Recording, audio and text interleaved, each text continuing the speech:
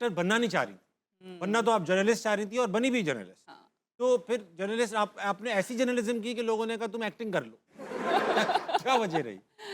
नहीं, जर्नलिज्म फिर मैंने पूरी तरह से की नहीं, मैंने छोड़ दी थी।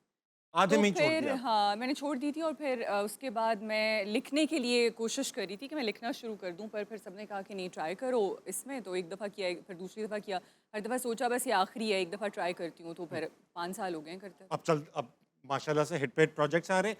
सुना कि रिपोर्टिंग के दिनों में, रिपोर्टिंग एक मुश्किल काम है, स्पेशली फील्ड रिपोर्टिंग। आप जेल भी गई मिलने के लिए एक कातिल से। हाँ।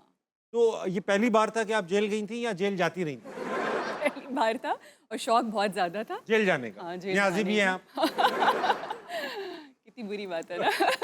अच्छा, तो वो किसी का इंटरव्यू करने के लिए गए थे, क्रिमिनल था, उन्होंने मर्डर किया था अपनी 2 बहनों का। तो वो बड़ा एक डिफरेंट सा एक्सपीरियंस था। ओह! हाँ, कोट लखपत जेल गए थे हम।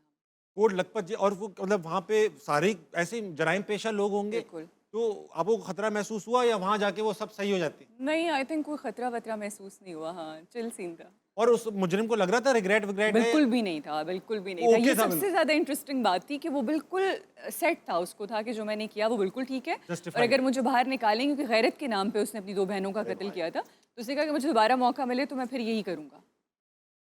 और या आपको एचटीसी की बात रिपोर्ट करनी थी, आपने कुछ लगाए नहीं 2-3 थप्पड़? नहीं, मैं तो बिल्कुल दिल मार तो चाह रहा था वैसे। लेकिन बड़ा इंटरेस्टिंग सा था कि आपके सामने कोई बंदा बैठा हुआ है और आप उसको ऑब्ज़र्व कर रहे हैं कि क्या मुहर्रिकात होते हैं किसी एक्शन के पीछे, वो क्या माइंडसेट है, क्या पेरेंटिंग और क्या हुँ। अपब्रिंगिंग है जो यहाँ तक लेकर आई है उसको। तो वो इंटरेस्टिंग था।